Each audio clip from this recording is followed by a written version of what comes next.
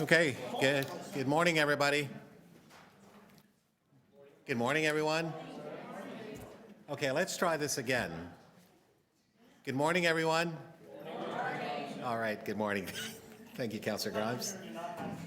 Well, it's still morning. So, and welcome to meeting number one of the Economic and Community Development Committee. I want to welcome all the members of the committee and any non-members that are here. I see no non-members at this particular point in time. Just wanted to ensure that for those of you who wish to follow the agenda and the debate, you can do so on your computer, your tablet, and or your smartphone. And you could, the URL there is www.toronto.ca/council. The Economic and Community Development Committee acknowledges the land that we are meeting on is the traditional territory of many nations, including the Mississauga of the Credit, the Anishinaabe, the Chippewas, and the Haudenosaunee, and the Wendat people. And it is home to many diverse First Nations, Inuits, Métis people. We also acknowledge that Toronto is covered by Treaty 13 with the Mississauga of the Credit. So members, Miigwech, yes, Councillor. Moving forward, we have the following items. The first item that we have of business, and I know that I have to just review the process. Yes, Madam Clerk, I'm going to get to that. So the declaration, yes. So we have to do that. So are there any declaration of interest on the Municipal Conflict of Interest Act? Looking around the room, seeing none. All right, so we have, I think we have speaker that's on one item that I've seen here. And Madam Clerk, are there additional communications and reports? No? Okay. There are a couple of new business items that we're reviewing, and we'll get to that a little bit later on. Okay, fantastic. Okay, so members, we then have to go to item number one, which is EC 11, which is the election of a vice chair of the Economic and Community Development Committee. And so I would call and basically solicit members for nomination to the position of vice chair for the Economic and Community Development Committee. Are there any? Councillor Ford? Yes, Mr. Chair, I'd like to nominate Councillor Mark Grimes for the position of vice chair. Okay. Councillor Grimes, your name has been put forward. Are you interested in the position? You are. Okay. So we have one nominee so far. It's Councillor Grimes. Anyone else? Are there any other or any further nominations? Going once? Going twice? Going three times. Sold. Councillor Grimes? It's yes. Congratulations. You are the vice chair. Thank you. Is there something happening with the vice chair already? Okay. Okay, fair enough. You want him to move. Okay, so, and members, I'm going to move along with the agenda, and so item EC 11 is done, and congratulations, Councillor Grimes. EC 1.2, Business Improvement Area BIA Operating Budget Reports. They're all in front of you here. Councillor Grimes moving the report. All those in favor? Opposed? That's carried. Thank you, Councillor Grimes. EC 1.3, Appointment of Business Improvement Area Board of Management. I'm going to hold that one down. I have a name to add to the Wexford Heights BIA.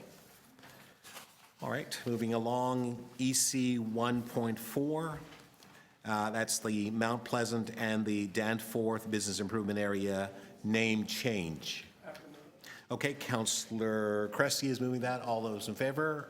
Opposed? That's carried. Thank you. All right, EC 1.5, Toronto Economic Bulletin.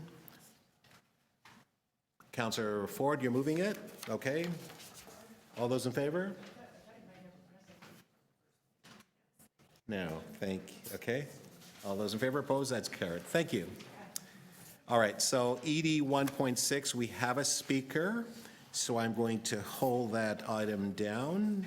And Madam Clerk, you indicated that there was an additional item to be added? We're just preparing them, will be handed out shortly. Okay, so I'll hold that down.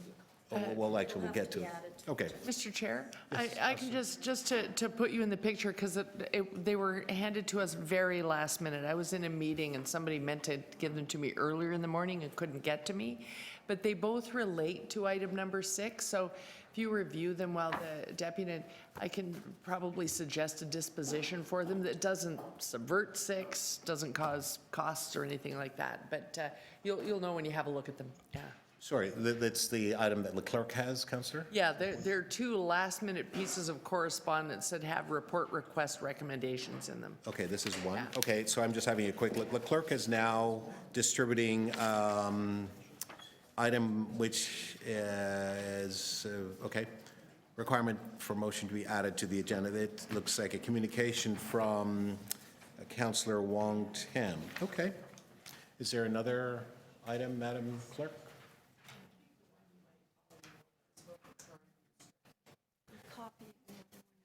Okay, was that your motion? Was that your motion? Well, no, my motion is already on the agenda. Oh, so there's something else? This item and the other item are about Okay, making I haven't sure seen that- the other items, so I don't know. I think it's from Councillor Matlow. Okay, I'm sorry. Okay, This Councillor. is the- Councillor, 1 second. So, Madam Clerk? Sure. Yeah, you should have a second one. No. Okay, Councillor Carroll, we're going to move this particular item, and it's a motion to add it to the agenda. This is a correspondence from Councillor Wong Tam. I haven't seen the other one. The clerk is working on it, so at the moment it's ready, it will be brought forward. But you did receive it. Oh, okay, because it was so last minute, I didn't even know if it was transmitted properly. Okay, fine. So she thanks. has it. So at the appropriate time, we will deal with that particular item. Okay, so all those in favor of adding this item, which you've just received, the title of it is Improving Access to Recreation for Regent Park Residents in Local Facilities. And this is a correspondent from Councillor Wong Tam. All those in favor? Opposed? That's carried. Thank you. So it's added to the agenda. Madam Clerk, you will put the corresponding number on that. Okay. So members, I would like to make a comment, as it is my tradition to, at the start of the new term of council and chairing a committee, that I do a bit of a statement. So I'd like to proceed with that statement now. This is the first meeting of this committee since its expansion to encompass the community development and emergency services functions. In previous year, we began each term of council by defining a specific set of objectives, expectation, and aspiration for the committee's portfolio of responsibilities. I would like to continue this tradition, but from a broader perspective that reflects our expanded responsibility. Each councillor on this committee had an opportunity to be individually briefed by the leaders of the divisions that we oversee. I have been a member of council for some time, and I have to say that every time I learn something new every day that I'm here. And this was no different. I learned a great deal from these briefings that we had from the division head. And Madam DCM, your leadership was fantastic, so thank you. I want to thank Councillor Grimes and Councillor Cressy for being able to be part of that process.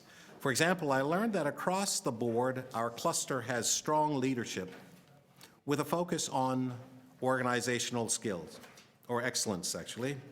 Each division within the cluster has a concise vision and a forward-looking strategic plan to execute that vision. All divisions are open to innovation, dedicated to continuous improvement, and focusing on sound financial management. And they're led by talented, enthusiastic people with a strong commitment to our city. Toronto is in fact lucky to have them and their team on our side. I believe that where this committee should start is to focus on ongoing initiatives within our portfolio that are closely aligned with the city's values and goals. First and foremost, we should encourage broader internal collaboration within the cluster and with other city departments.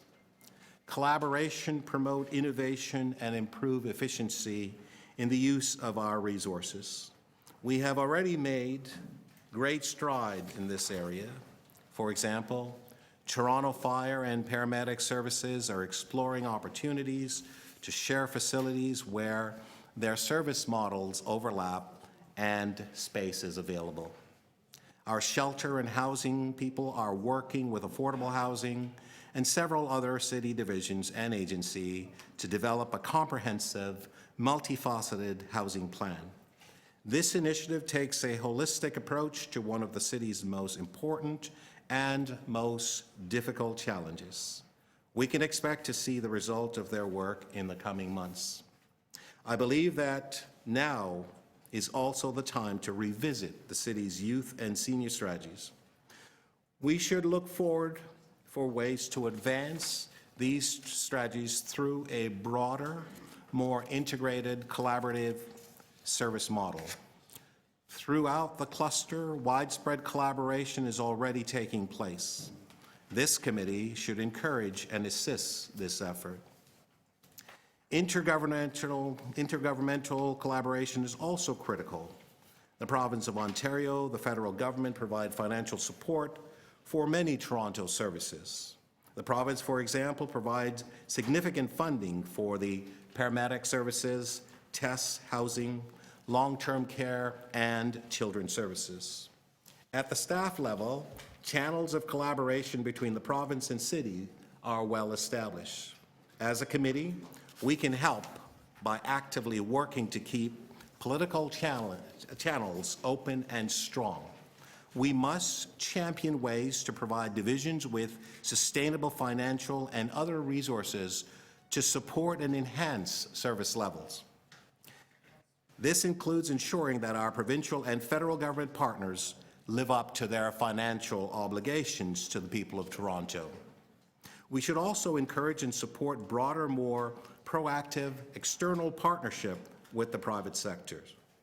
Many of the divisions within our portfolio, including economic development and culture, tests and children's services, amongst others, incorporate such partnership in their service models.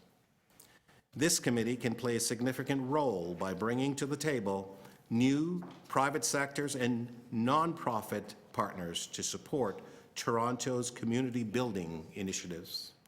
Partnership also helps reduce financial pressure on the city.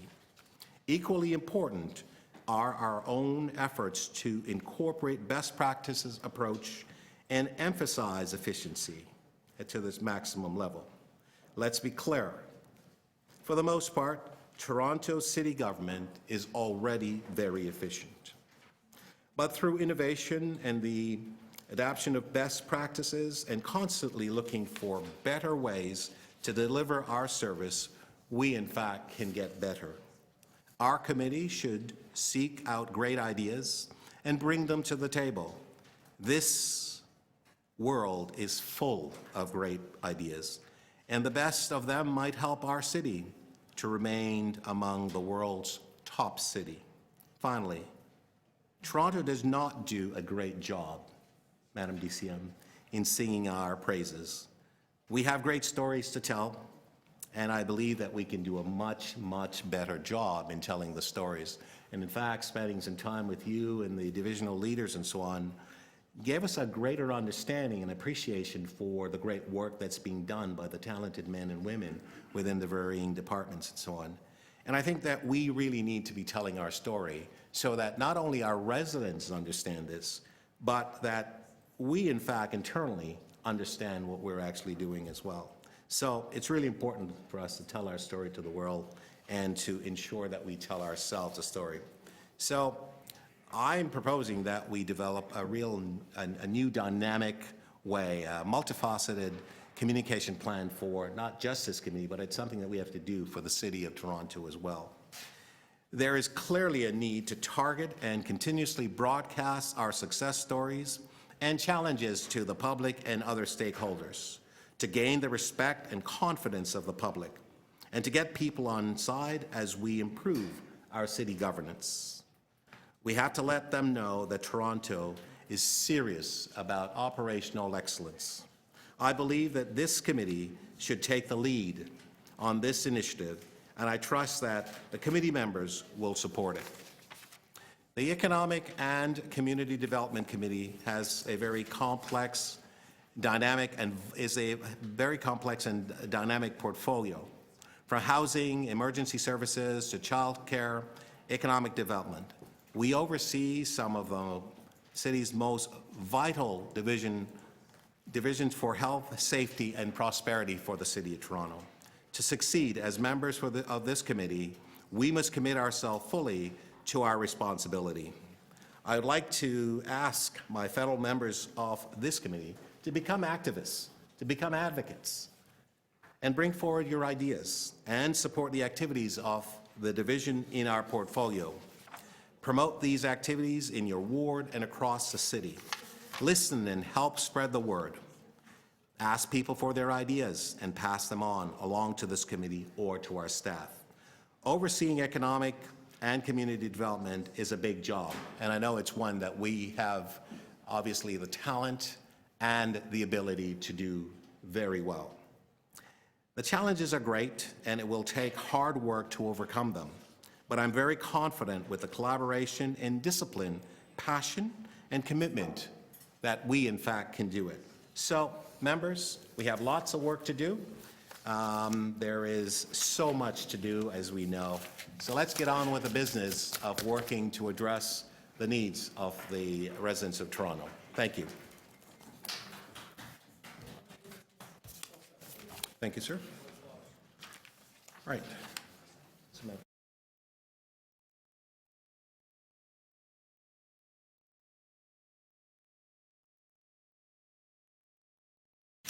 Okay. All right. So that's fine. You're good. Okay. So members, we are now moving to EC 1.3. I keep saying ED. So. Oh, sure. Yeah. Okay. Good. So apparently the amendment is not ready for that. So we are going now to EC 1.6, optimizing youth service delivery. We have one speaker. We have. Is there another speaker? Okay. We have, I believe it's Hamid Jamel. Hi, is that you, ma'am? Hi, good morning. How are you? Good, thank you. Just before you proceed, I'm just going to go through the rules of the committee in terms of the time. So you'll have 5 minutes to speak. On either side of the wall, and there's a clock there. There's one behind you, but you can't see that one while you're speaking. But you may look to that one in order just to see your time. And you'll have 5 minutes. At the end of 5 minutes, we'll ask you to close. At that time, members of committee may ask you questions, and you're able to respond.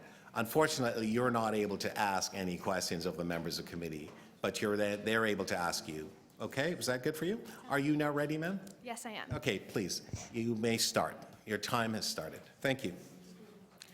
Good afternoon. I'd like to first thank the Economic and Community Development Community for the opportunity to speak today. My name is Hamdi Jamali, and I'm a youth residing in East End, Toronto.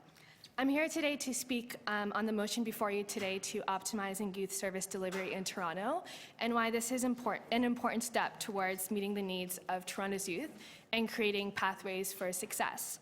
I'm asking you to support the recommendation in front of you today.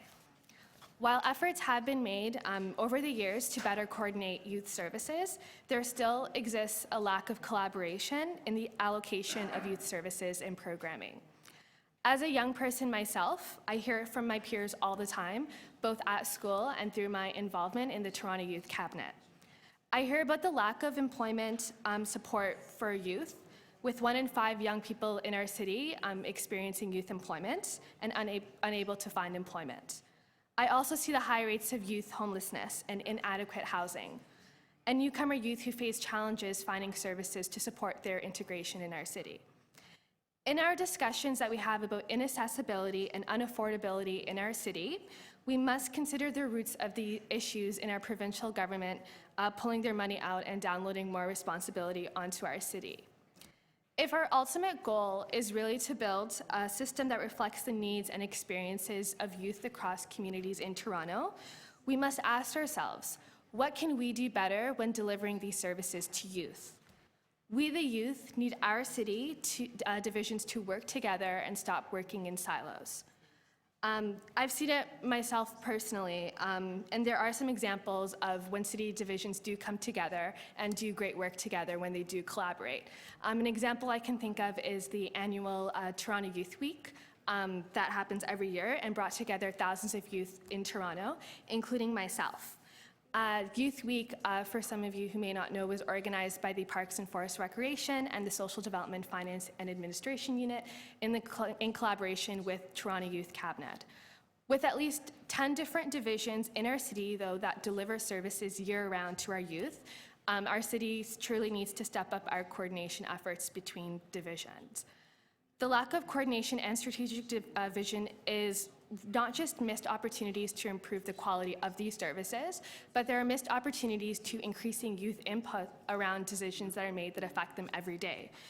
And there's also missed opportunities when youth want to access these services. So it's time that we, as a city, made a meaningful and proactive efforts to serve youth in our city and truly address the gaps to meet the needs of youth in Toronto. To wrap up, I am asking you here today to support the motion in front of you and support the review of all City of Toronto youth services and programming. I'm also asking for the report back to this committee on recommendations on how to best optimize youth service delivery to meet the needs of youth like myself. And when you do come back with that report, I'll be back to let you know what I think of the recommendations. Thank you once again for the opportunity to speak. Thank you very much for being here. We will welcome you back on such an occasion. There are some questions of you, and I will start with Councillor Carroll. She'll have 5 minutes to question you as well, okay? Councillor Carroll? Oh, thank you. You know, we're looking at a recommendation today that's broad, it's a big review, and it's going to take a long time. And I'm just wondering if you can help us make it a little more tangible. When you say there are missed opportunities for engagement in making sure that you're part of it, Youth Cabinet and beyond, do you have any examples that come to mind where we have already missed opportunities to make sure that you're part of deciding what we do about youth? Absolutely. I definitely do think there are a lot of missed opportunities. One example I can think of on top of my head is the high rates of youth unemployment that our city is facing here today. Toronto has, if not one of, then like the most highest gap between youth employment and adult employment in the city. In 2018, we had an 11% increased rate of youth unemployment in our city. When you look within city divisions, we have various city divisions who deliver job-related services. We have, for instance, the social development unit that has the Toronto Youth Job Corps program that supports skill development of youth seeking employment. We also have Parks and Forest Recreation, which is one of the most significant youth employers. So when we look at that, you know, we should ask ourselves, are there opportunities for collaboration to increase the realities of youth unemployment facing our cities if city divisions do come together and enhance those services they provide to youth? Right, right. And how do we make sure that is it just the youth cabinet, or do we need to have consultation types of events, engagement events that are more meaningful and attract youth to them? Are we missing that boat? Absolutely. I think collaboration is really important, especially because communities across Toronto have so much different needs. With Yeah. some communities facing, for instance, going back to the example of employment, more barriers when it comes to access to jobs and discrimination. So I do think public input is really important in the realities that we face with some communities disproportionately facing more challenges than other communities. Right, right. And figuring out how we can kind of tailor those services and meet the needs of not just Toronto as a whole, but each of those communities. Thank you. Thank you so much. Yeah, those are my questions. Thank you very much, Councillor Carroll. Councillor Cressy to question. Councillor Carroll stole my question, so I'll just express my thanks, Hamdi. But Councillor Carroll took my questions. Well, thank you. We look forward to having you back again. Thank you very much. Very much. Okay. Our next speaker that I have, which has just been added, it's Ishmael Afar, I believe. Is that you, sir? Please come forward, sir. I don't know if you heard my comments with respect to the procedure. I don't know if you've been here before. If you have, that's great. The clock on your left, sir, will go to 5 minutes. At 5 minutes, your time will be up, and members of council may be able to ask you questions at that time. You may begin, sir. Good morning, councillors and ladies and gentlemen. I would like to thank you for involving residents in the process of governing. At the highest point of decision-making, you have included all of us, those of us well off, those of us who face barriers, and those of us specifically that are most vulnerable. Our belief in government is strengthened by this practice of inclusion and meaningful engagement. In that spirit, I hope that you can listen and interact with some of the issues, perspectives, and approaches we will highlight as you begin to discuss and make important decisions that affect all of us. I would like to thank Councillor Shelley Carroll for starting us off with a recommendation that renews our intention, purposes, and vision when it comes to how the City of Toronto allocates its resources and services and programs. At the heart of this intention is youth, and most specifically, vulnerable youth. The councillor has identified two sets of issues in how the city delivers its services and programs. The first issue is the problem of working in silos, and I think Councillor, the chair has already mentioned the need for collaboration. This issue is not just horizontal or vertical within and across divisions, but I would comment at times categorical, meaning that residents are not included in the implementation or the working of the strategies, but may be involved at the beginning stages. Like Councillor Shelley, I would recognize improvements have been made from previous times, but that a lot of good work remains for us to do. The second issue identified in the recommendation is a lack of strategic vision. I would comment here that the lack is not exactly with the vision itself, but that the difficulty lies in City Council. Council has had in operationalizing its strategic visions. There are several strategic visions embodied in several strategies that have been approved by City Council, such as Toronto Poverty Reduction Strategy, Toronto Strong Neighborhood Strategy, Toronto Action Plan to confront anti-Black racism, and most relevant to this item, Toronto Youth Equity Strategy. These strategies have been developed collaboratively with stakeholders across the spectrum. They are inclusive, comprehensive, action-oriented, and very relevant. But Council has failed to operationalize these strategies within and across their divisions and corporations. Why is that the case? What is so hard about following through a vision and strategy you yourselves have set out with outcomes you yourself have identified? What are the challenges here? And I think in many cases, until these two sets of problems have been addressed, our odds of improving outcomes for most vulnerable youth will remain locked in comprehensive, inclusive strategies. I have just identified some of the issues. Now I want to start making comments about possible approaches to remedy some of these issues.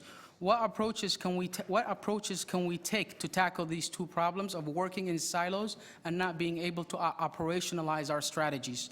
I say we should start with a principle. There's a principle called people and processes before outcomes.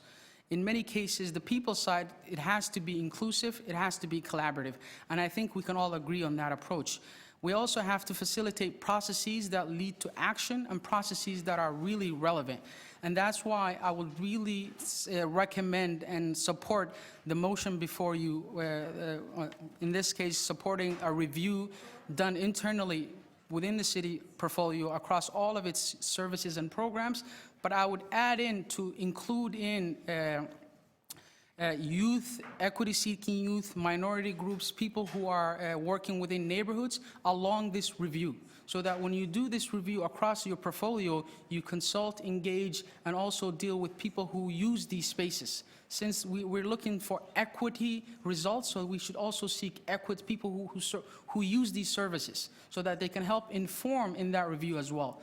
So I would really hope you support the motion before you of an overall review of all the services, but also add a community engagement element in this review, so that equity-seeking groups like myself, who come from Regent Park, a group called Access to Recreation, we've been working very hard to make recreation work for our neighborhood.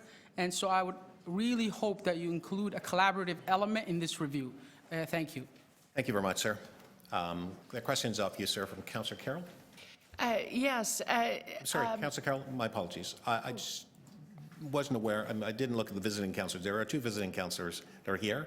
I'd like to ask both Councillor Matlow and Councillor Wong Tam, welcome to the committee, firstly. And secondly, whether or not you had any questions for, okay, fair enough. So just want to, okay, Councillor Carroll, thank you. We'll take it into committee. Thank you.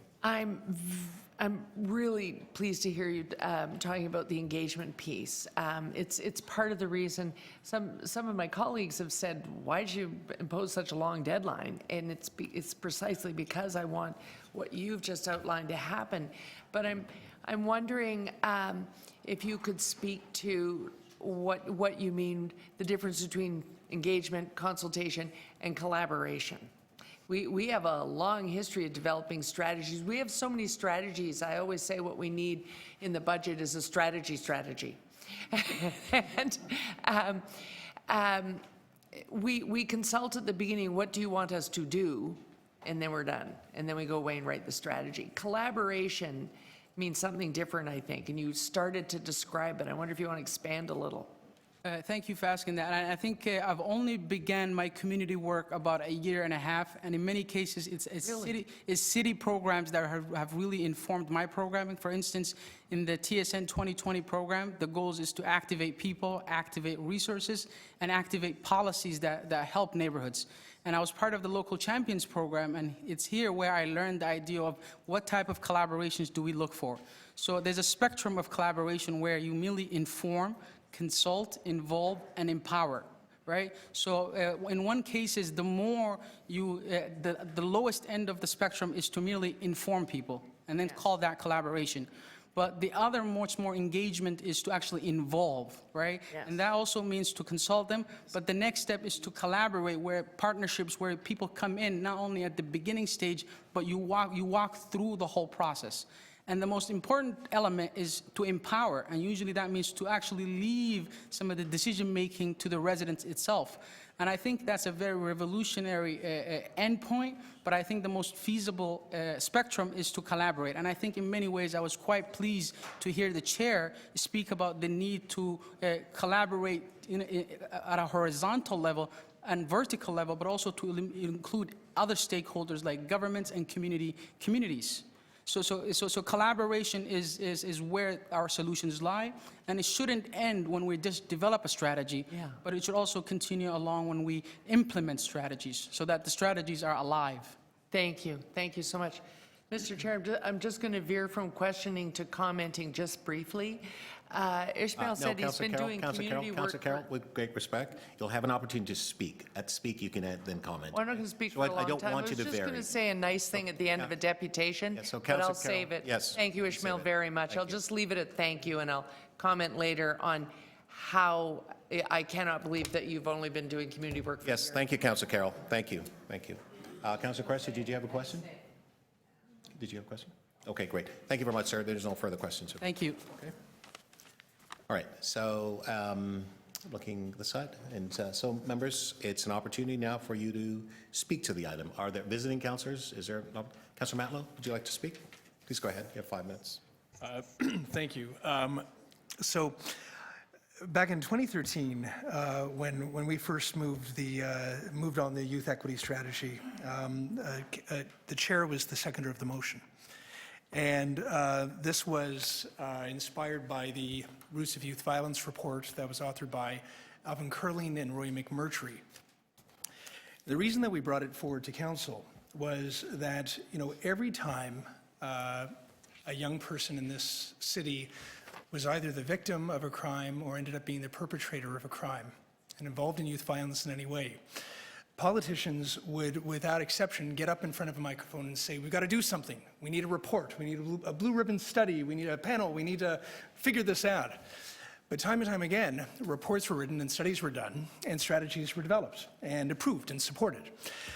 So what we wanted to do was look at what the city could do to support the spirit and intent of the Roots of Youth Violence report that was delivered to the province, and see what we could do on our own to make a difference in our communities' lives. And there was a deeply consultative process. The report was really co-authored by the community with city staff. And it was meant to be this living document that would be funded and seen through to fruition and then constantly supported as new needs came up and, as a dialogue. What happened was, though, that while it was supported at council, we received, and actually initially they weren't even going to put any funding requests into it, and we sort of pushed back and said, you can't announce a strategy and then just have nothing connected to it, or else people won't take it seriously. So we got a mere, I think roughly around 436, if my memory serves me correctly, $1,000 on an annual basis to support 10 youth spaces. And that was it. Now, over the past few years, there certainly is a strong suggestion that work has been done on it. So I want to thank staff for all the good work that they do. What hasn't happened, though, is a real assessment about exactly what has happened to see through the 110 recommendations of the strategy, what has not, what has been spent, what hasn't been spent, and also ultimately, what do we need now to ensure that we don't just announce the strategy, but that we actually do see it through to fruition. And that it can be sustained. So in other words, not just this year, but what do we need to do to make sure that we actually get it done?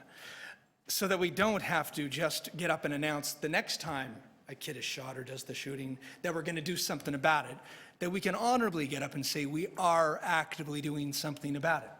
So there is a letter from Councillor Wong-Tam and myself, carried by Councillor Carroll, to ask for a budget briefing note to do exactly what I just said, which is essentially just say what has been done, what hasn't been done, and what do we need to get it done. I think those are reasonable questions to ask, and then we can determine as a budget committee and a council what if not any, if not perhaps all of it, I hope, can we do to actually get results. And I hope that you will support that letter today so that we can have a meaningful discussion as part of the budget process about how to not just announce strategies, but to actually implement the strategies that we say that we're behind. So thank you very much, everyone. Thank you very much, Councillor. Councillor Wong-Tam, speak. Thank you very much, Mr. Chair, and thank you to the deputants who came out to speak, and also to Councillor Carroll, who tabled her motion in terms of developing a longer-term strategy, a bigger, broader overview, how to coordinate all those services and programs to get the outcomes that we're looking for.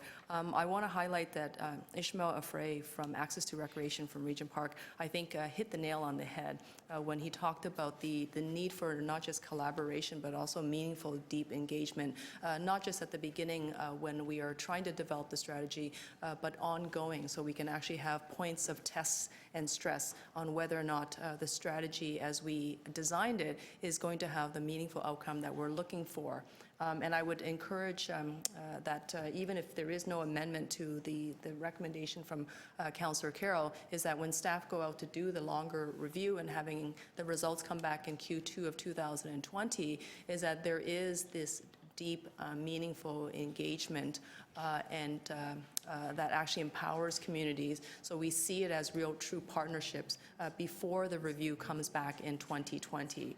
In the absence of that, I think that we'll be a bit too paternalistic in the way we deliver service or an even review if we're actually not hearing directly from the communities that what we intend to do is the outcome. And I think that since 2014, when the youth equity strategy was first adopted, to what the conditions are in the neighborhoods today, we can see some of the easy pieces that are quick to glimpse. Shooting is on the rise across the city. Shooting in neighborhoods is in the rise. The neighborhoods of Regent Park that I now represent, we have a shooting every single week that takes place. Whether the bullet pierces skin and flesh, that's when we don't hear about it. That's when we do hear about it. But literally every week something is going wrong in our communities. And yet at the same time, we've got gleaming new facilities. We have a youth equity strategy. And what I'm hearing from the community members is a sense of frustration is that perhaps the outcomes that were intended from these good strategies that were developed and co-partnered and co-authored with them is not necessarily getting the results that we're all hoping for. And they are prepared to help and step up to respond to it. And it will not be a burden for them to speak to us. It will actually be an absolute pleasure and honor, and that's what they're asking for. So thank you very much for the indulgence to allow me to offer my few remarks. Thank you, Councillor. We'll bring this matter into committee now. Councillor Kresge is next. Well, thank you, Chair. And first of all, thank you to the two deputants for coming forward and to Councillor Carroll for bringing forward this letter and her recommendations. I think it's important to note off the top that we have exceptional staff and exceptional programs delivered by the city when it comes to our youth work. And whether it's Children's Services or PFNR or the PAY program through Economic Development and Culture or SDFA through TIES, and it goes on and on and on. And there is exceptional work. And we also have, as I think was just demonstrated by two deputants, exceptional youth who are part of those processes in our city as well. And so let's take a moment to recognize that, because there is a yet. And yet, we have a youth poverty rate in the 25 to 29% range and a youth unemployment rate in the 25% range. And as all of us, every single member of this council is all too aware, we've had a spate of gun violence this year that is deeply destabilizing for our neighborhoods and for our youth. And so where I think this recommendation from Councillor Carroll is so helpful is that there's no question that alongside all of our exceptional youth programming, we can have a much greater level of alignment across our departments and across the city. We do not have a single person in charge of youth outreach within the city. So how do we align our youth employment work? Parks, Forestry and Recreation is the largest employer of young people in the city of Toronto. So how do we align our youth employment work across the divisions along with the PAY program? How do we scale up our work with TIES, the youth equity strategy, to continue to tackle as an evolving document the roots of violence? And so I think this is a great opportunity. I think it is complementary to the work our staff are doing. I don't want them to feel in any way this is a repudiation of their work. Rather, I think this is an approach to help strengthen and align their work. But I am conscious that this requires us to scale up the work. And I would close by saying, the principle of nothing about us without us, that we have the Toronto Youth Cabinet, we have tables, whether it's through our MVP Youth at TIES and others where youth are engaged. We will need those youth to be part of this to identify from their perspective where the gaps are and how we can better fix them. And so with that, I would thank members of this committee and Councillor Carroll for what I think is a very helpful motion. Thank you very much, Councillor. Councillor Lai? First of all, thank you very much for the deputation. And as a new member of this committee, I couldn't think that this is a more timely subject to be put on the table. And actually, before I came into this meeting, I was being interviewed by a reporter that is going to write an article about the Jane and Finch area. And when I walk into this meeting to see this, motion, and then for this strategy, youth equity strategy funding, all that, and I really was close to my heart. And I didn't know, as a new member of council, I didn't know a lot about the background of what's going on, and I just learned about that there's a youth equity strategy on council since 2014. And for my community, there's the Melbourne community. It actually did work, because I'm very happy to say that, with all this recent youth violence, and I don't hear too many of them are from the Melbourne area. And I think it's very important that we actually would, have this kind of a caring for our youth expand to the other communities like Regent Park and like Jane and Finch and other areas. And I think we do need to have a very, we have to cure the root problem of all these gun violence and youth violence, and we have to invest in our youth. And I'm very happy to see this motion that come on today.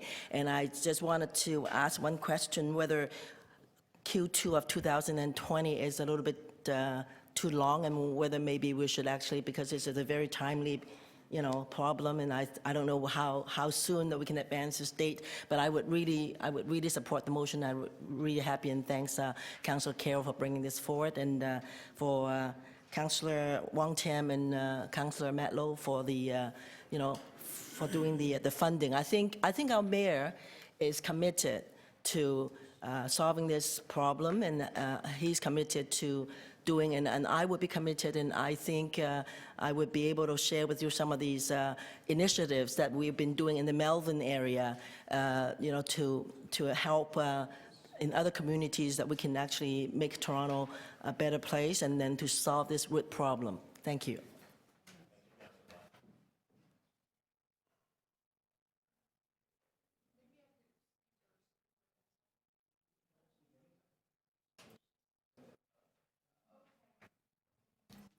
Councillor Carroll, to speak.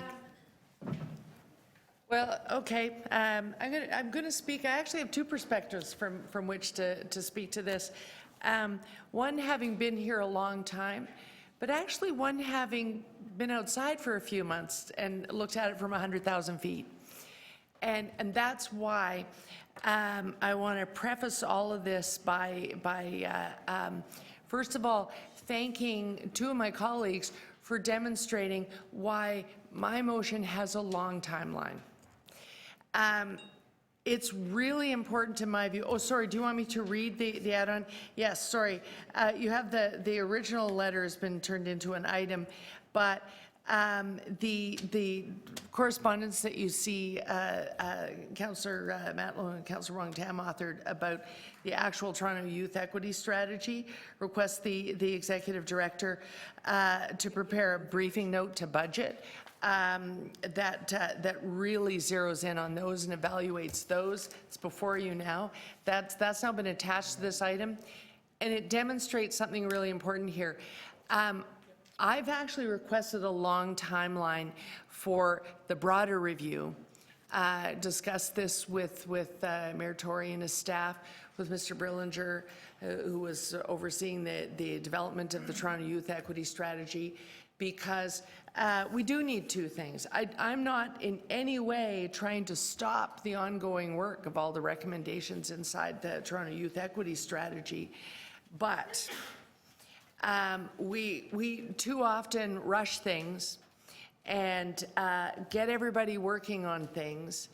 I've been here before. I've been here so long that this is sort of a second go round for me of having a spike in violence. I'm so old, like Councillor Thompson, I go all the way back to the summer of the gun, and sometimes funds come to us from other orders of government at that time, and then we start throwing actions as if we are throwing Kraft Dinner noodles at the fridge to see which ones will stick. And then you end up with the long list of divisions that I have noted, SDF&A themselves, PF&R, Shelter, Toronto Public Health, TESS, everyone working on this, and all of them working very well. And yet, to our residents and to the youth in particular, it looks like a crazy quilt, and they're not sure which thing is really there for them, and they're not feeling that great word that I want to thank Ishmael for, empowering. They're not feeling empowered to access at all. They're just sort of stumbling into them. And staff themselves often say, we set up this thing and we didn't quite access the kids in each neighborhood that we know we need to. And so I want them to do the deeper dive. And I don't want them to have to feel that they got to be back here in 3 months to tell us about it. They've got to be back here in 6 months to tell us more.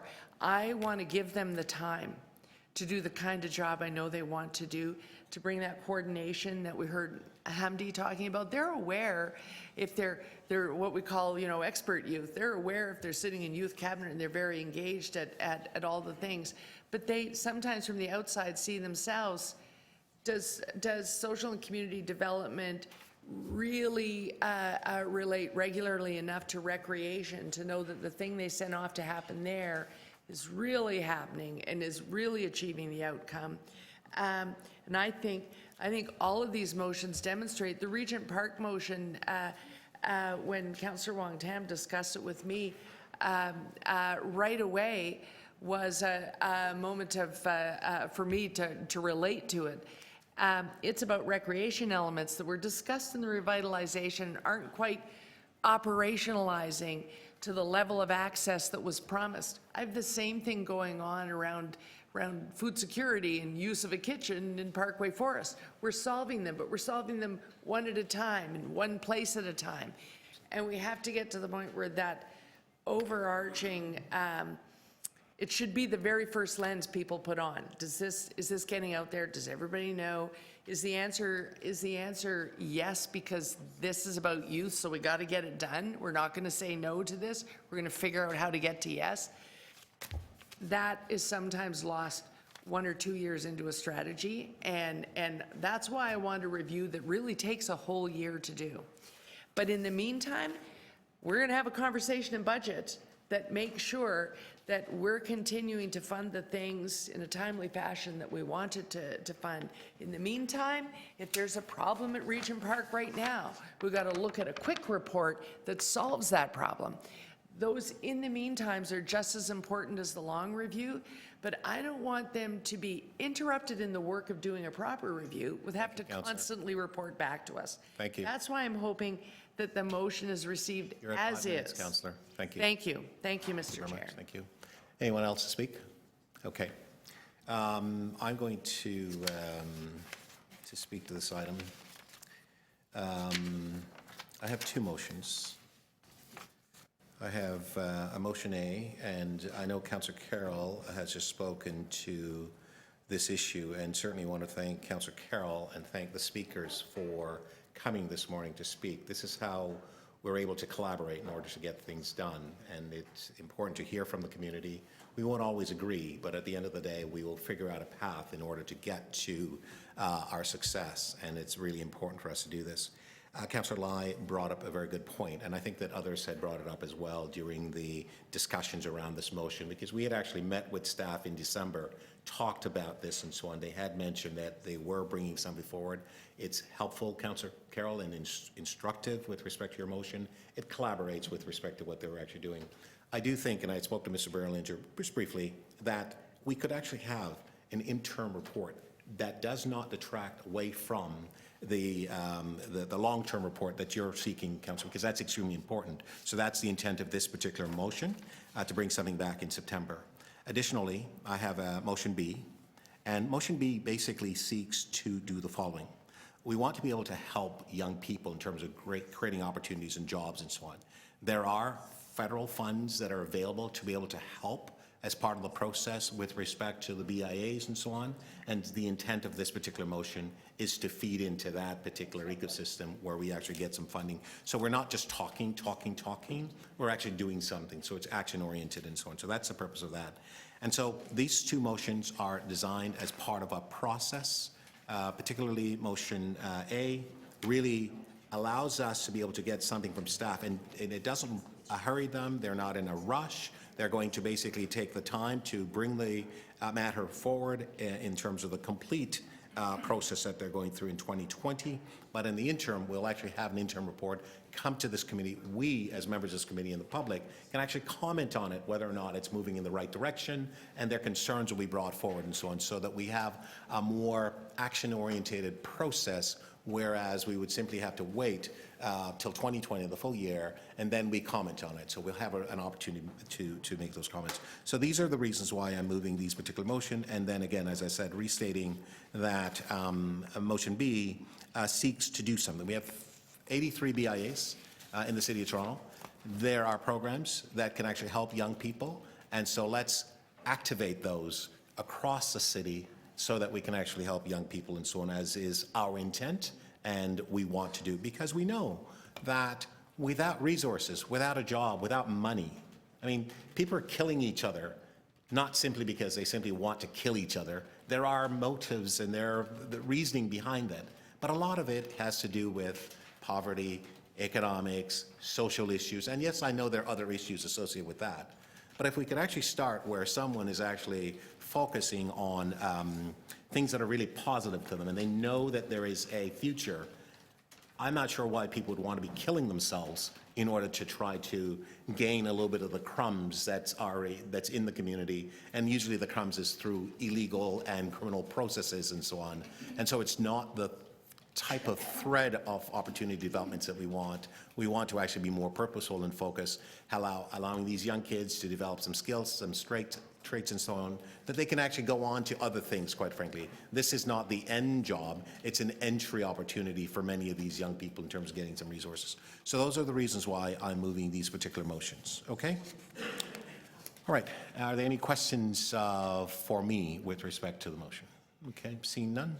All right, so now we have 1, 2, 3. We'll do Councillor first. Okay, members, we could take them as a package if everybody agrees, or we can simply do them one at a time. What's your wish? We're just saying that we could take them as a package because we're in agreement, or we can do them individually if you wish, as a package. Okay, Councillor Grimes, you're moving that we take them as a package. Madam Clerk, you've got all the motions. All right, all those in favor? The items? Opposed? That's carried. Okay. And item as amended. All in favor? Opposed? That's carried. Thank you. That carries. Okay. So that's EC 1.6 has been completed. We don't have to add any additional new business because we've been able to turn it into as part of the motion. The youth equity piece that's been done. The communication from yourself and Councillor Matt Lowe has been incorporated in Councillor Carroll's. No, it's an item that we're going to get to, Councillor. Yes, thank you.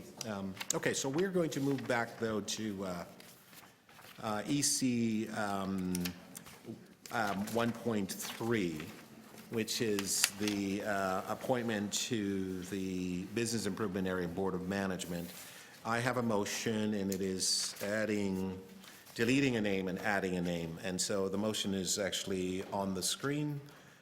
Deleting Melina Augustine and adding the name Hovik Boyjan to the Wexford Heights BIA. Any questions? Seeing none, all those in favor? Opposed? That's carried. Thank you, members. Item as amended. All those in favor? Opposed? That's carried. Thank you.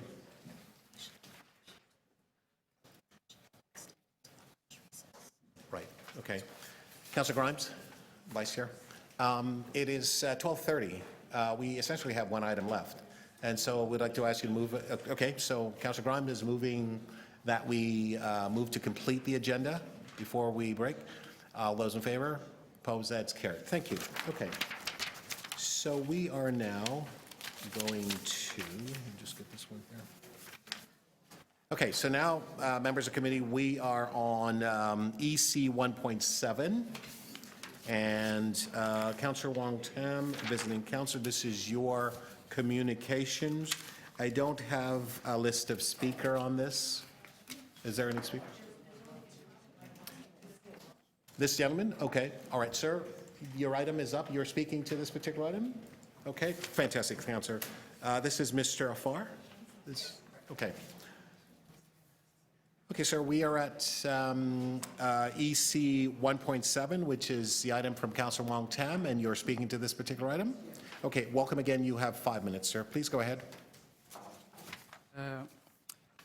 It's quite interesting to see how that we develop processes that engage community members into your own systems.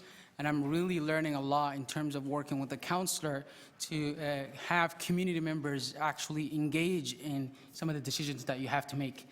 It's complex, there's a lot of things, moving parts, but I think in terms of moving items together, we have to sort of work strategically and collaboratively. So in one of the principles I use is that we have to work at multiple scales. because the problems are complex, the problems require multiple people to engage in, so that's why we have to prioritize doing different things at the same time. Like right now, in terms of the work, the earlier item was asking for a longer review, and in this item is quite focused because it talks about equity-seeking neighborhoods, and the problems they face locally at the forefront of some of the programs and services. Sometimes the way the city works is that you guys are thinking at a high level, and sometimes in some of the strategies there's also a notice of that you have to bring that broader understanding into a deeper understanding. And that's why I really appreciate, for instance, the TSN 2020 piece talks about it's a neighborhood strategy. It's not just a citywide strategy.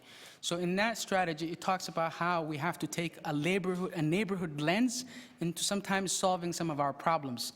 And in this piece, we've been working very hard with Councillor Wong Tam, and previously we've been working with Councillor Pam McConnell, Councillor Lucy Troisi, to sort of interact with the city on how do you solve a very emergent neighborhood problem. Because in our neighborhood in Regent Park, it's not only a neighborhood improvement area, it's also a neighborhood that's going through revitalization. So some of the problems are compounded, and we need to react to them. So the piece that you're looking at right now has been developed by a resident group that has been meeting since the start of revitalization. They always knew that the challenges of a neighborhood where programs, 100% of the programs were for the community, and Regent Park at the start was a neighborhood that was fully 100% TCHC. So all the services and programs were catered to that community. Now, revitalization has brought in challenges where it revitalized the neighborhood and brought in state-of-the-art facilities. But now the challenge is that a neighborhood that was 100% will sooner or later become 25% of the neighborhood. So the challenge is, could those equity-seeking groups who used to get 100% access be getting the same access that they once did? And that's not going to be the case, because before revitalization has ended, we've already noticed the level of accessibility has decreased. So that when you look at the actual numbers of people who visit the aquatic center, you don't see neighborhood kids, vulnerable youth in these spaces. You see a variety, the percentage, I think in one sense, was 70% of those people using was not our local neighborhood. So sometimes that's why we really have to take on a neighborhood lens with this specific issue. It's an issue that's focused in, and I would say it's focused in on neighborhoods that are going through revitalization and at the same time are neighborhood improvement areas. So it's a specialized item, and I can see that, and I would really appreciate to work with the councillor and to actually figure out how do we work at multiple scales, do a strategical review over a long process, but at the same time get wins at a lower end, so low-hanging fruits. Right? And in this case, we're asking, the group has went through a lot of troubles locally and has tried and engaged with the councillor, and we hope that you can decide and think through some of these items, and we really hope that you can work with us to resolve some of these issues. Thank you. Thank you very much, sir. Are there any questions for the speaker? Councillor Wong Tam, Resident Councillor. Yes, thank you very much, Mr. Chair. And I just have two very simple questions. With respect to the proposal that your group and other community stakeholders have helped devise, the intention is really just to make sure that those who the programs and the services and the facilities were intended for are going to have their needs met locally. It's not necessarily to exclude anyone else from citywide access. Is that correct? No, it's not to exclude anyone. It's in most cases to align several different well-intended policies, so that, for instance, there's a general policy within the city that says all city programs are accessible to everybody, but then there's also a city outcome that you improve quality of life for neighborhoods or communities that are struggling. So that's why there's an equity lens in access as well. So it's to make sure that those groups seeking equity are also supported and strengthened to get the access that they're intended for.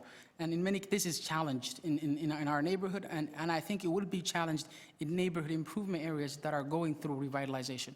And can you share with us some examples of why the local community who is largely low income, oftentimes from racialized backgrounds. What are the actual barriers to accessing recreation? Because you live there, you can walk to the community center, you can register for the program, you technically have the same access as anybody else. Why is the local community not gaining access to services? So in the old model, what used to happen was anybody could just walk into a neighborhood and get the program that they need. But now things are very much centralized, so that on registration day for any of the swimming programs, it's opened across the board, so that families have to have a faster internet, has to have multiple devices at the same time to register, and in many cases, the language barrier, the system barriers, the understanding of how the system, all these compounded together, so that on registration day, you have several families sitting trying to register, but they cannot register at all, right? And some families have taken different approaches. They said the internet approach won't work for us because we don't have high-speed internets. Maybe we should go line up to register at the community center, so that we have members within our group who line up the day before. They come in 7 p.m. and 5 p.m. to make sure that they're the first in line and stay the night over in neighborhood where safety is the biggest issue. And they have to resort these steps in order to get their children into these programs. And if you're not part of the 5, 6 in the line, you're not going to get into a local program. So that's a strategy one parent has used. She has a lot of capacity and a lot of conviction and a lot of hope for her kids. She's able to do that. The other one said, well, I was not able to access it last year, the year before. I'm not going to even bother. So we've had a lot of families who don't even bother accessing these programs. So for us, revitalization was a catalyst moment to galvanize, because there's a lot of attention on the neighborhood, and we said as a group, as a resident, we can highlight our issue and bring it before City Council. And that's why we worked very hard for the past 4 years to get this item into the conversation. Okay. Thank you very much. Thank you. Thank you very much, Councilor Wong Tam. Any further questions of the speaker? Okay, seeing none. Thank you very much, sir. Thank you. Questions, and there are no other speaker on this particular item. Questions of staff. Anyone like to question staff? What, 1 second, Councilor Wong Tam, did you wish, as a visiting council, did you wish? Okay. Yes, Councilor Grimes, we have recreational staff, so Mr. Dayton is behind you, but please speak to the mic and not look at his handsome features. Thank you. You're on, Howie, this is not a problem throughout the whole city. I know it's a problem in my area also about getting access to these when they come available. There seems to be a lineup on the phone or whatever it is to get these served. But this is not just unique to Councilor Wong Tam's area. Is this not throughout the city? Are we having these problems? Through the chair, we identified certainly that with the 39 free centers that exist across the city, there was a higher demand for programming once we expanded those centers, and a higher proportion of folks on waiting lists to access services. And so some of the approaches that we've taken on the front end in terms of supporting the registration is improved search tools, improved our capacity in terms of server capacity, and actually improved the experience that residents were having when trying to register on rush registration days. As a result, more than 90% are now done online, significant reductions in in-person lineups.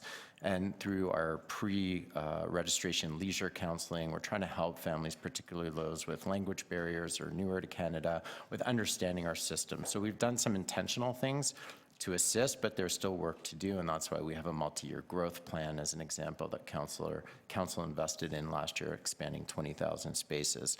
So there is for sure a supply-demand issue, particularly in swimming and summer camps, that we're trying to work through across the city, but it's not just isolated to one community. This is not Regent Park. Sorry? This is not unique to Regent Park. We have this problem. Correct. All right, thank you. Those are my questions, Mr. Chairman. Thank you very much, Councilor Grimes. Councilor Ford? Yes, thank you very much, Mr. Chair. There's a few, I guess, my questions through you, Chair, to recreation staff as well. There's a few, I guess, words in here that are a little concerning to me, and I'd just like to know recreation's kind of take on them. One is a demographic-based policy. If I'm not mistaken, we do, as actually the deputant said, we have a city policy that keeps all of our facilities and programs open to everyone across the city. Is that correct? That is correct. Would a demographic-based policy prioritize people? Well, we haven't engaged with the group on what they envision that demographic-based policy would look like, but currently the 39 free centers were established based on a financial picture of a census tract, and once that center was designated free and fees were removed, any Toronto resident in need of programming has access to that programming, simply because not every community has equitable infrastructure. Right. So it would be difficult to create a demographic-based policy, A, with the infrastructure we have, and B, with the technology we have, from my loose understanding of what that might look like. All right, thank you. Thank you very much, Councillor Ford. Councillor Carroll? There are some conflicting sets of goals that we have, though. Well, we want to create access all over the city. We want to create equitable access. Equity is not necessarily equal, is it? If, for instance, we have a community such as Regent Park or other communities like it around the city, having a problem with access for the people right in that area, then we as a city have a whole different set of problems in that area, don't we? It's a long, hot summer. So if in that area, the local residents along whatever demographic we want to go on, but particularly socioeconomic, if they're not gaining access and they're the people with the least ability to chase access all over the city, and they're not car owning, they're rooted in that neighborhood, if they don't have access to the recreation facility, while we may have lovely welcome letters and equal access and free community centers, if they're not getting in, then the problem for the city crops up somewhere else, if not in Parks and Recreation. Am I right?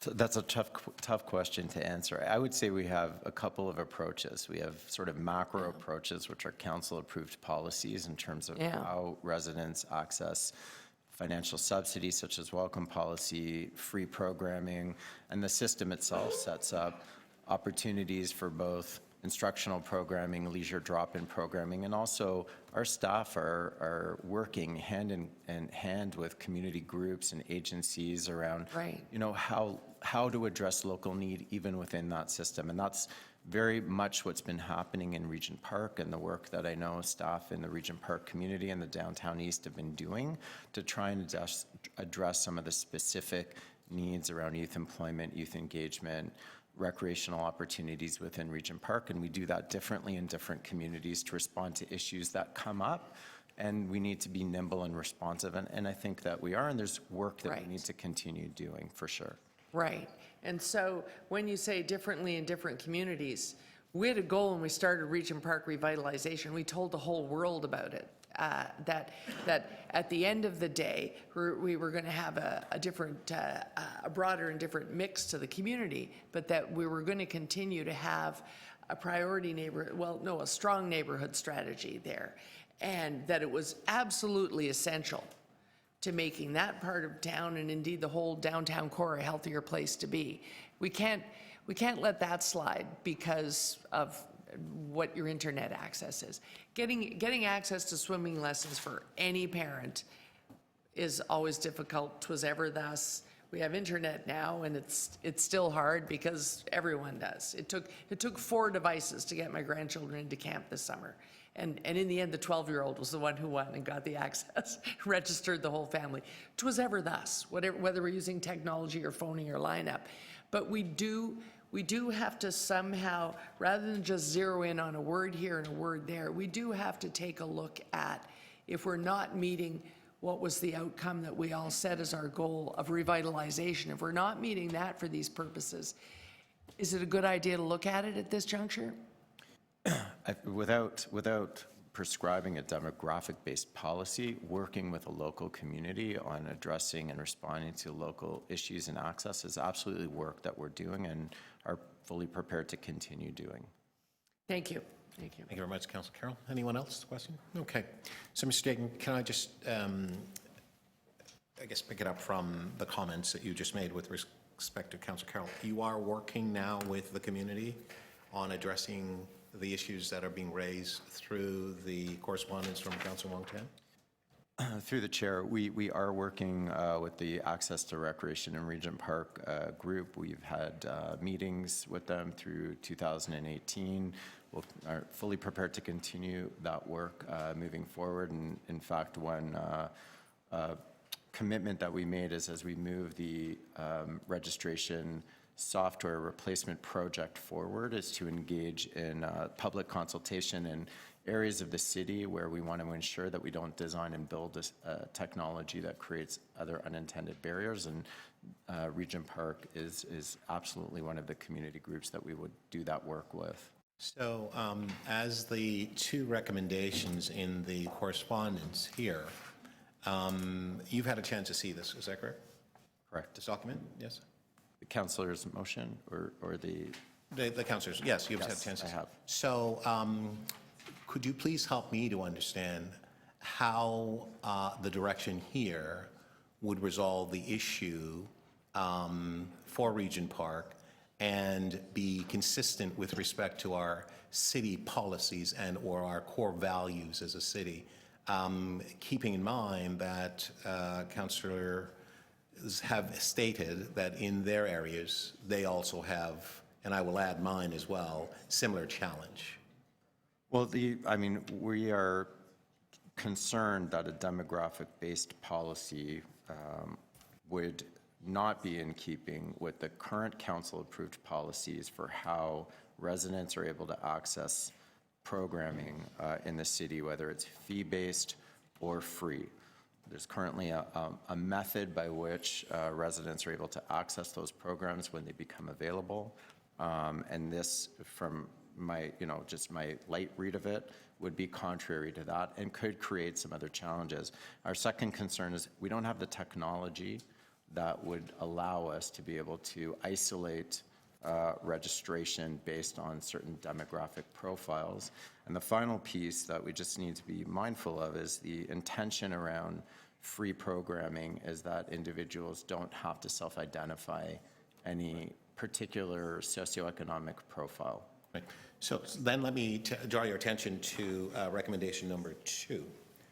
First of all, may I just ask you to comment on that specifically? It looks as if it's asking to create localized recreation programs within the context of these particular 2 schools as part of a pilot program for a period of 2 years. So I will say that over the past year, we had created some local pilot initiatives within the resources that we have available.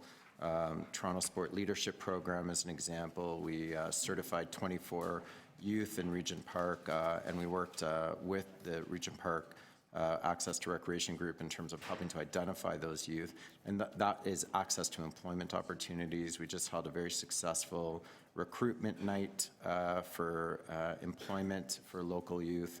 And we've done some other local programming initiatives to try and enhance services. And we're fully prepared to continue that work. This specifically would need to be something that would have to be assessed ideally through a budget conversation because we don't have funding identified for a 2-year pilot program.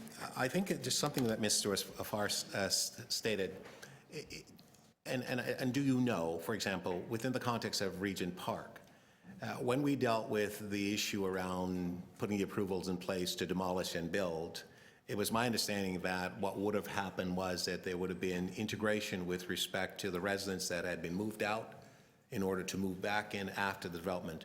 Do we have integration, for example, where people who are considered low income living in buildings or people who are of normal or regular income? Is integration occurring in Regent Park? Do you know? I'm going to defer to Mr. Berlinger on that. Through the Mr. chair, Thank it you. is not happening at the building level. So that was actually an issue that council had raised. And in future redevelopments, there was direction to actually achieve the integration in a single apartment building. That's not the case in Regent. So Regent Park now, when I drive through it, when I look at a building that looks fantastic, are you telling me that there are people who are not living in those units? It's just people who are wealthy and are working? Is that what's going on? There are market buildings Market rent. and there are TCHC buildings. They are mixed throughout the neighborhood. The buildings are, but not the integration Correct. of people. But within buildings, there isn't a mix. Wow. Wow. Thank you, Mr. Erlinger. That's bad news for me today. Sorry. Wow, I didn't know that. Okay, thank you. Okay, those are my questions to speak. Visiting council first. Councilor Wong Tam, did you wish to speak? Yes, thank you very Thank you. much, Mr. Chair. And thank you very much, committee members, for the questions. The issue before us is around equity, and I want to help unpack what seems to be troubling some of the questions and how it's being answered.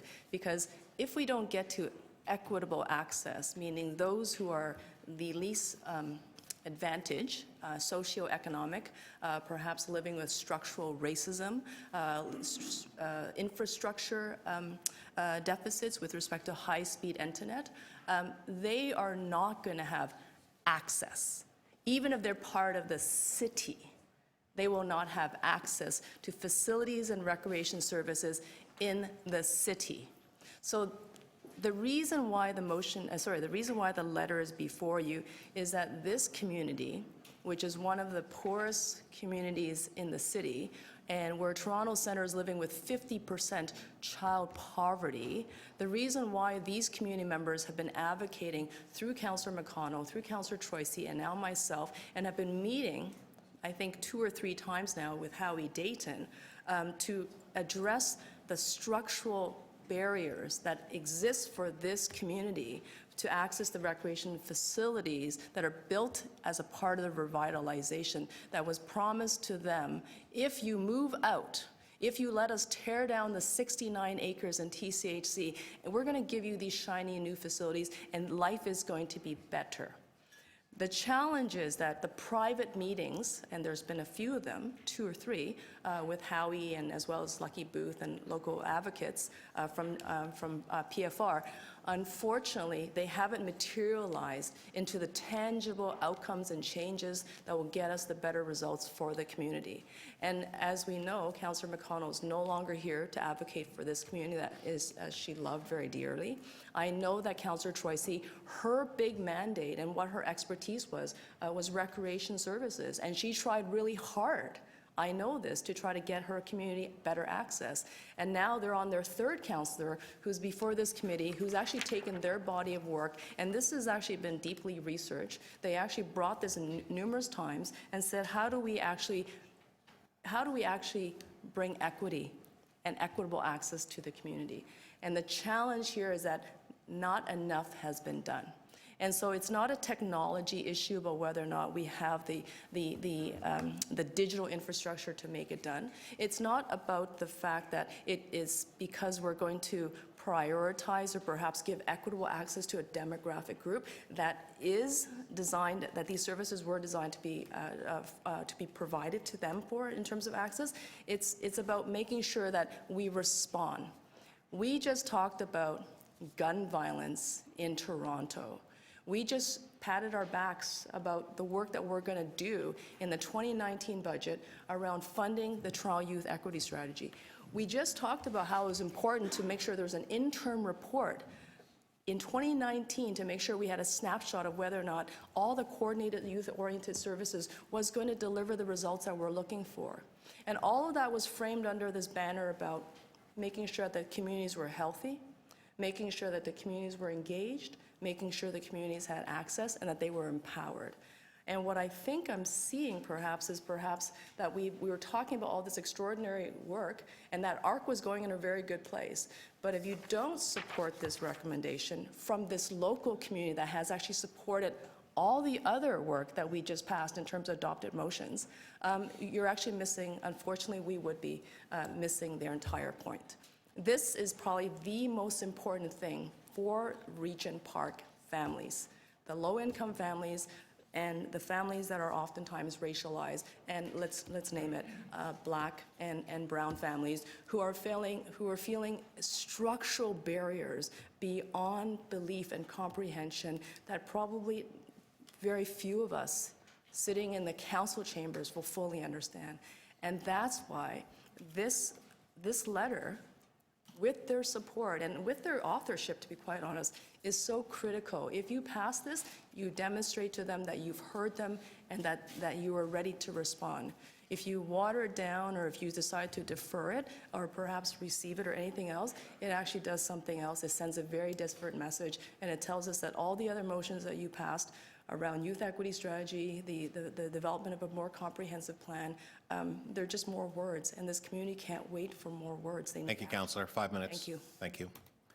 Okay, bring this matter into committee. The first speaker I have is Councillor Carroll. Yeah, this is a lot about revitalization. Revitalization is not limited to Regent Park. If we don't look at this, we'll have the same problem when they finish building all of the amenities that will go with Lawrence Heights. We'll have the problem again. We're having it now, actually, not around swimming, but about something else. In my ward, in social housing revitalization, Allenbury Gardens. We'll have it again in every other revitalization we do. We'll have it out of Fir Grove when we finish doing the different model of revitalization that's going on there. Because what happens is, if you haven't done one yet in your neighborhood, and you will, because we are doing them in the suburbs. We are doing them. One day we'll get to yes, and we'll be doing it at Chester Lee. And Councillor Karagianis will be in here describing to us a problem. What happens is we move in and we revitalize a neighborhood, and we actually tell the world that we're doing this. People come from all over the world to see how we do it so they can do it as well. But 2 years in, you realize you do have a challenge. Some of the things that you said that were going to happen that make this neighborhood strong are not bricks and mortar homes. It's all the other stuff that you build around it, the stuff that was missing before. But then you have a magnet in the middle of that neighborhood. You have a magnet that draws everyone else. I'm part of the problem. At least 3 times a year. We live in Don Mills, and at least 3 times a year, my husband is in that pool with our 3 grandkids. Because if there isn't a facility in your neighborhood, once you've made the leap to, I got to get in a car, there's nothing in this neighborhood. Now that I'm in the car, I might as well go to the best. And where are we building the best? We're building them along with our revitalizations. And so those start to load up. And we have to have strategies. Long ago, in the day before the computer, we had a free center at Jimmy Simpson, and we had a strategy to make sure that the people in Jimmy Simpson that desperately needed to be in there had a way of making sure they got to be in there. Online registration has created a surprise impact, and one we have to deal with. I'm slightly bitter and twisted because I was a fan of not the priority centers that draw people out of their neighborhoods into another place.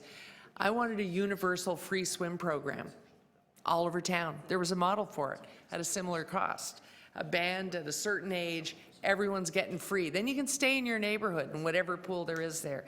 We went this way, and now there are a couple of challenges associated with it. We may not like 100% the way this is worded, but what we just heard is some of the most articulate community deputations I've ever heard trying to describe to us the problem, and all they're asking us to do is sit down with them to solve it. That's going beyond engagement and consultation and all the way to collaboration. And they're asking to collaborate on this problem. Now, the way the motion ended up being worded may be problematic, but staff are well and truly experienced in dealing with that. Mr. Dayton may be nervous about the word demographic, but in the main action here, which is please sit down with these groups, that will get addressed. And the problem will get solved. And that's all we're supposed to do, is solve the problem. That's all they're asking us to do. That's why I'm hoping to support this motion as worded, because I have every faith in Mr. Dayton that the end result will just be to solve the access problem. Thank you, Mr. Chair. Thank you, Councillor Carroll. And Councillor Cressy. Well, thank you. And let me begin by thanking the deputant who's been here, the local councillor, for her unwavering commitment and support for building an equitable revitalization community. Let me start with this, is whether it's revitalization... Councillor. Sorry, I apologize, thank you. Okay. And I have a Just a motion reminder. that if we can leave it on the screen that I'll speak to. Thank you, sir. When we speak about revitalizations, so we're talking today about revitalization in Regent Park. I have the Alexandra Park revitalization in my community. We know of Lawrence Heights, there are many others. And this is also related to not just revitalization, but an impact of gentrification in our growing city. So what are our objectives, I would say, as a city and through a revitalization process? There are two objectives. One is social inclusion, to build true mixed income community. The other objective, and the primary objective, is around social and economic development for the residents of the communities. Revitalization, it's not about buildings, it's about people. That's what revitalization is about. Rebuilding buildings, rebuilding housing units, that's a nice to have. Creating a social and economic context whereby people can thrive, that is the spirit of revitalization. And so let me speak to my motion and where I think this helps, I hope, to bring this together and to bring us together as a committee is, let me tell you about Alexandra Park very briefly. We're rebuilding 1,000 RGI units. We're adding 100 new affordable housing units, and we're bringing in 3,000 new market units. So what are we trying to do here? That's housing. We're also building a new park. We're also building a new community center, and we're also seeking through social enterprise to add jobs. So I come back to our objectives. Our objective here is one, social inclusion. I want to make sure as we're building this in Alexandra Park, that the park, the community center, the social enterprise, that it's bringing a mixed income community together. That's one objective. My other objective is to ensure that social and economic development for the existing residents of Alexandra Park, those who are on RGI. And so if we reach a scenario whereby I'm building a mixed income community, but my RGI residents can no longer access the services they need, then revitalization beyond building buildings, but empowering people isn't working. And so to that end, what I've tried to do here in bringing this together is as part of revitalizations, it's the case in Regent, as it's the case in Alexandra Park and Lawrence Heights, is we have social development plans that are established, working with the neighborhood, working with our exceptional team and Chris Brillinger. And what I'm saying here is, let's think about this broadly across our Revite communities, as we're hearing from Regent today, is that as you're coming forward with the social development plans to this committee in 2019, let's quantify it to say, are we meeting our criteria around social inclusion, but are we missing something as it relates to social and economic development, in this case related to access to services? And I think if we do this right, and this is to bring it all together, I think we will be building truly revitalized neighborhoods across the city. And Regent is the first, and I would just finish with this. Regent was the first. And we need to ensure that the model we're developing in Regent, that we're not just learning lessons for the other communities, but that we are making it vibrant within Regent itself, so that we don't just rebuild buildings, but we create a revitalization for people. And so I thank the deputants and Councillor Wong-Tam, and my hope here is that with this motion, I think we bring this together as a committee. Thank you very much. Thank you very much, Councillor Cressy. Councillor Lai to speak. Thank you, Mr. Chair.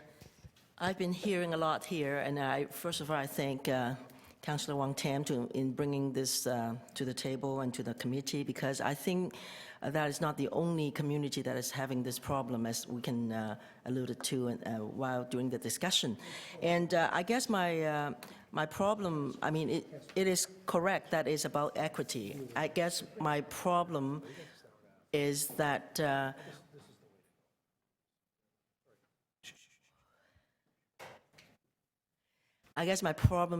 whether we're going to set a precedent, if we're going to deal just with the Regent Park community, because I really wanted to make it equitable for all the communities and like in the city.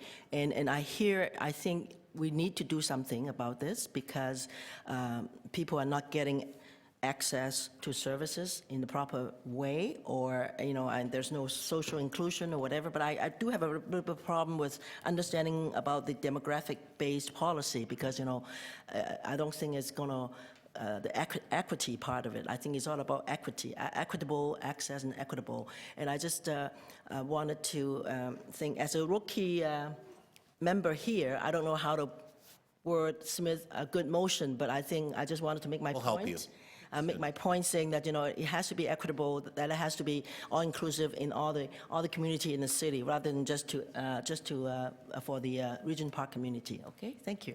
Thank you very much, Councillor Lai. Anyone? Yeah, I'll be brief, Mr. Chairman. Take 5 I'll be minutes, Councillor Grimes. I'll be supporting Councillor Cressy's motion. I'd love to support this motion from Councillor Wong Tam. We got this an hour and a half ago asking for a pilot project. I have problems with it. I mean, I'd love to add my community of Mimico to this. I brought this up with staff a couple of years ago. I'm sure Councillor Ford and Councillor Lai, everybody else would like to add their community to. I think we're opening a can of worms here that, but anyways, I'd love to support it. I'd love to add mine to it, but, we've heard from our staff. They have a problem. They've got the technology to do this, but it's a great motion, but, we got this an hour and a half ago. So I think the chair has a motion that's going to probably bring this together.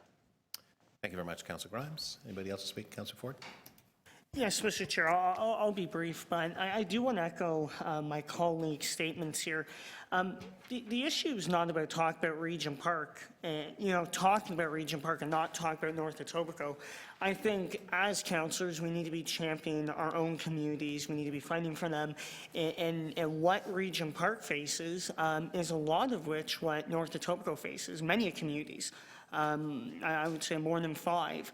And we've been very upfront and work with our communities and creating solutions, whether it's with the businesses in the area, with our city staff from PFNR. We've done a number of things. But I do have an issue with the demographic-based policy. And I'm not going to kind of dive into this. I'll be brief, but as I think of creating a policy which staff says is problematic off the bat, but when you dive into it, and I've been giving this some thought, is that as you create a policy like this, I think you are opening access for some people, but right reversely, we are actually closing access and creating more barriers for others. So that's why I will not be supporting these recommendations as they're worded, but I think we do need to be making investments in our priority neighborhoods. I just don't think this path is the best way to go down. Thank you. Okay, thank you very much, Councillor Ford. Okay. I will now speak. Seems I'm the last person to do as such. I have a motion that I'd like to ask the clerk to put on the screen. And before I really get into the motion, I want to thank Mr. Afar for speaking and others for being here. I want to thank the presenter of the item, Councillor Wong Tam. I then wanted to make a comment as it relates to items coming forward to this committee. I certainly, and I think members of the committee would appreciate that items come forward in a much more timelier fashion. I've spoke to the clerk and I've indicated that I'm going to have a cutoff with respect to when we'll accept items coming, because it requires us to do a dive into and understand what's being asked of us and so on. And so I have some concerns with respect to that. I'm not going to sort of belabor what has already been stated much. I too do not support the recommendations that are written in this particular fashion. I don't support this idea around the demographic base policy and so on, because as been stated, every one of us have areas in our community where we're challenged, and not just young people. We also have seniors as well. A lot of seniors come to me saying, hey, now what's going on here and so on. I can't get into these particular programs in my own neighborhood. I used to be able to get into them before basically everything became free and so on. And so it's really a problem all around. And so what do? Do we try to fix it on the floor of council? or committee, I would submit to you no.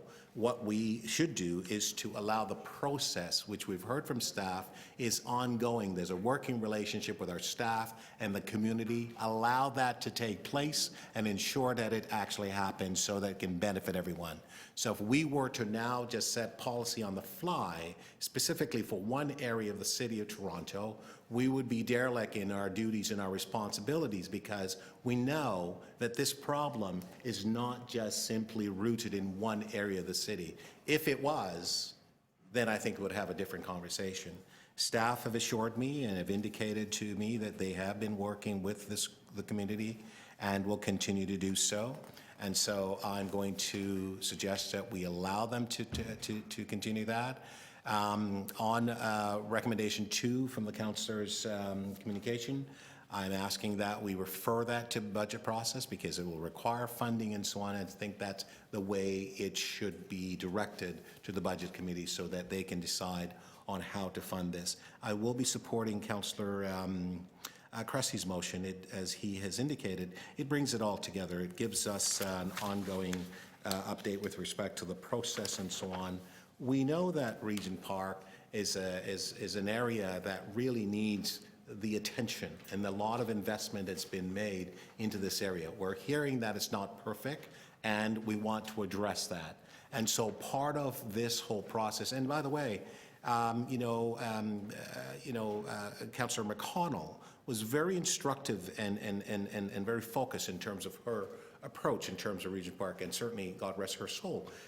Councillor Torsi also and communicated with me a number of occasions on what she was trying to do there. So this is not the first time that I'm aware that Regent Park is having some challenges, which is not inconsistent with respect to the challenges that each and every one of our respective communities are actually facing. I'm not suggesting to the people who have been here today to say we're not interested. We are very interested. However, I think what we need to do, and I think Mr. Afar, you seem, sir, to be extremely knowledgeable, very competent and so on, and I'm really looking forward to working with you as your councillor and so on to help to deal with this issue, because it is a citywide issue. I know that your focus is on Regent Park, and I get that. Because this is where you are. And so we want to figure out how to help you to do that and the community at large. We want to instruct our staff to continue to working with you and the local councillor so we can bring this forward and address this. We do believe, as you've stated, that where 100% of the service offering was for the community, it has now been such that it's been cannibalized in a way that it is no longer that. And I think that we need to address that. And so I'm supportive of that. It's really just how the process is. And I would just simply say that in terms of going forward, members of council have any concerns and issues in terms of how to address these things, I think it would be great to be able to consult before we actually bring those particular items here so that we have to deal with them this particular way. So this is what we have. This is my motion on the floor of council. I don't take questions from visiting councillors. Thank you. Okay, so okay, members, we have the motion on the floor. We do Councillor Cressy's first. Okay, Councillor Cressy's motion on the floor. All those in favor? Opposed? That's carried. Thank you. My motion, which is amendment. Can we have a recorded vote on that? Absolutely, Councillor. Thank you. So Councillor Carroll has asked for a recorded vote on my motion. Madam Clerk. All those in favor, Councillor Carroll, Councillor Cressy, Councillor Thompson, Councillor Ford, Councillor Grimes, and Councillor Lai. The motion carries unanimously. Okay, members, item as amended. All those in favor? Opposed? That's carried. Thank you. That's great. We're done with that. And so, is this where you'd like to speak? Well, actually, no, Councillor, we're not broken yet. So, yes, no, I appreciate it. So, Councillor, I think if you could let me, before we adjourn the proceedings, you're right. Today is Councillor, it is our pleasure to certainly, it is not our pleasure, just to comment on George Spencer's retirement. I want to maybe just open the floor up to give us a few minutes. Councillor Grime, did you wish to speak? If this is indeed George's last meeting, I just want to say what a pleasure it's been to work with you, and good luck in the future. But it's going to be sad to see you go, but you're still a young guy, and I'm sure you got plenty of years ahead of you, but wish you nothing but luck in the future. You've been a great asset to this community in the time I've been on it, but I'd still like to have a recorded vote if you get to go or not. He's leaving, he's retiring. Thank you very much. He's retiring. Anyway, good luck. Anyone else to speak? Sorry, anyone else to speak? Recorded vote. Okay, so if I can just say a few things. I too want to congratulate George Spetz on his great contribution that he has given over the years to the city. I think George started at 5 years old. Apparently not. You could have worked at 5 back then, George, I guess. Maybe 23, I think, was more the age, right? Yes. And so George has been at the city now for about 33 years. And he has been the last number of years in the economic development and so on, and responsible for, as a director, business services and retention and so on. And I think that everybody who knows George and the work that he has done have just glowing remarks and are very, very supportive of the work that he's done and the contribution he's made. I know I've spent a lot of time with George. I've traveled with George often to try to secure business opportunity for the City of Toronto and investment and so on. I think we've done an amazing job with respect to that. That is a part where we're going to miss George, but all the other things that you do as well. As Councillor Grimes pointed out, you are still a very young man. It's a great opportunity. I know that there's such great contribution that you have continued to give. I'm hoping that as we move forward in the future, that our path as a city will cross with you again, wherever you are, that you'll be doing some great things that will help us enhance our economic development, job creation, and all the things that you have been able to do here. And so I don't think this is a goodbye. This is simply a bit of a separation from the day-to-day activities at the city and the paycheck, right? But the retirement check, I'm sure, will come, which you've earned in all of your splendor and contribution here. And I simply wanted to say to you, you have been such an instrumental and integral part of the success and the reorganization that has taken place with the Economic Development Committee. I have started working with you, seemed like only yesterday, but it goes back to 2010, and we are now in 2019. So obviously 9 years, and we've never had a cross words at all. It's always been fantastic. You, Councillor Grime has had it with you. So George, to you, to your family, and everyone, from us, congratulations on what you've done here in the city. I know that there's great things ahead for you. We wish you great health and great fortune and good luck in your endeavors going forward. Thank you, George. Thank you. And I know there's a celebration for you tonight, right? That's right. All right, so Madam Clerk, that's it, right? So Councillor Grimes, you're moving motion to adjourn? Oh, George, can I just come and get you to do this? Maybe just to adjourn the committee. That's okay. It's very, no, it's come in the chair here. So you basically move motion to adjourn. George, you can do, no, sit, you gotta sit. No, all right. You sit right up. And Okay. just seeing that there's no other business, I'd like to move the motion to adjourn, and maybe ask Councillor Grimes to move the motion. If there's no, thank you, Council. If there's no other business, I'd like to move a motion to adjourn. So moved. Thank you very much. Bang the devil, bang the devil. The Bang, there we go. Thank you very much. Congratulations. Thanks. Thanks. See you tonight. All right.